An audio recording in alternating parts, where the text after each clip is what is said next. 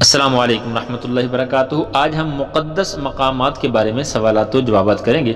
شروع کرتے ہیں بسم اللہ الرحمن الرحیم۔ سوال: حضرت ابراہیم علیہ السلام کی مکہ مکرمہ کے لیے مانگی گئی قرآنی دعا بتائیے۔ جواب: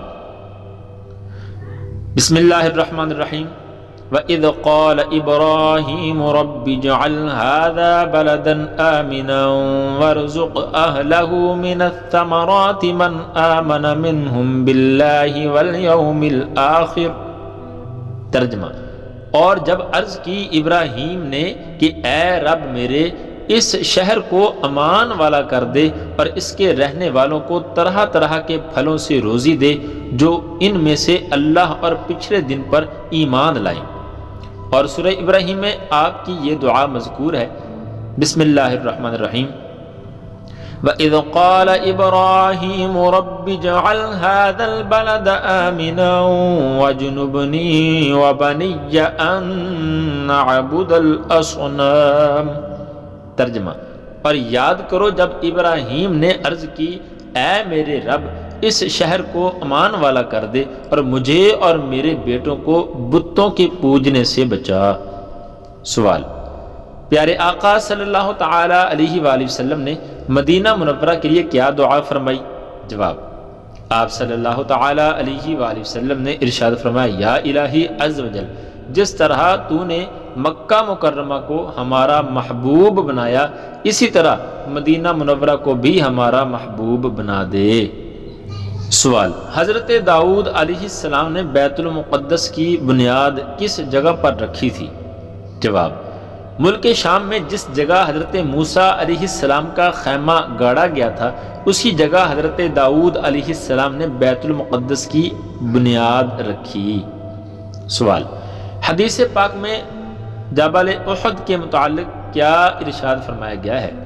جواب: حضور جان عالم صلی اللہ تعالی علیہ وآلہ وسلم نے فرمایا، احد ھذا جبل یحبنا ونحبہ، یعنی یہ احد پہاڑ ہم سے محبت کرتا ہے اور ہم اس سے محبت کرتے ہیں۔ سوال: مسجد قبلتین میں کون سا مشہور واقعہ رونما ہوا تھا؟ جواب: اسی مسجد شریف میں تحویل قبلہ کی آیت نازل ہوئی اور بیت المقدس کی بجائے بیت اللہ شریف کی طرف منہ کر کے نماز پڑھنے کا حکم ہوا۔ سوال: سرور انبیاء محبوب کبریا صلی اللہ تعالی علیہ وآلہ وسلم نے حجۃ الوداع تشریف لے جاتے وقت کس مقام پر 2 رکعت نماز ادا فرمائی؟ جواب: ذوالحلیفہ پہنچے تو وہاں مسجد میں 2 رکعت پڑھیں۔ سوال: مسجد اجابہ کے مقام پر حضور نبی کریم صلی اللہ تعالی علیہ وآلہ وسلم نے کون سی 3 دعائیں مانگی تھیں؟ جواب: وہ دعائیں یہ تھیں: نمبر 1، یا اللہ عز و جل میری امت قحط سالی کے سبب ہلاک نہ ہو۔ نمبر 2، یا اللہ عز و جل میری امت پانی میں ڈوب کر ہلاک نہ ہو۔ اور نمبر 3، یا اللہ عز و جل میری امت آپس میں نہ لڑے۔ پہلی 2 دعائیں قبول ہوئیں اور تیسری سے روک دیا گیا۔ سوال: مسجد بنی حرام کو کیا خصوصیت حاصل ہے؟ جواب: یہ وہی مسجد ہے جہاں آقا دو عالم صلی اللہ تعالی علیہ وآلہ وسلم کے 3 معجزات ظاہر ہوئے۔ نمبر 1، ایک بکری میں بہت سارے صحابہ کرام کا پیٹ بھر گیا۔ نمبر 2، بکری کی ہڈیوں پر دست مبارک رکھ کر کچھ پڑھا تو بکری زندہ ہو گئی۔ نمبر 3، حضرت سیدنا جابر رضی اللہ تعالیٰ عنہ کے فوت شدہ 2 مدنی منع امام الانبیاء صلی اللہ تعالی علیہ وآلہ وسلم کی دعا سے زندہ ہو گئے۔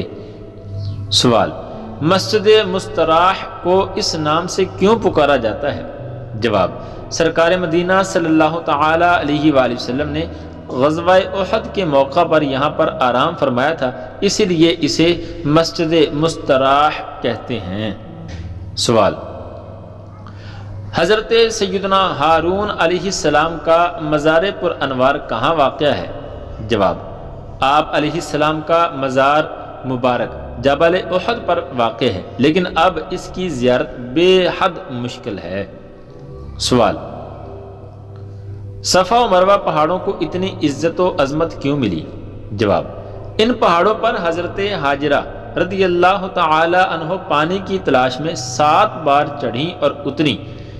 اس اللہ والی کے قدم پڑ جانے کی برکت سے یہ دونوں پہاڑ شعائر اللہ یعنی اللہ عز و جل کی نشانیاں بن گئے، اور تا قیامت حاجیوں پر اس پاک بی بی کی پیروی میں ان پر چڑھنا اور اترنا 7 بار لازم ہو گیا۔ سوال: جہاں مسجد ذوالحلیفہ قائم ہے وہ مقام آج کل کس نام سے مشہور ہے؟ جواب: اس مقام کو آج کل بیر علی یا ابیار علی کے نام سے یاد کیا جاتا ہے۔ Hello friends, if you are new, subscribe to this channel and press the bell button so much more. Thank you.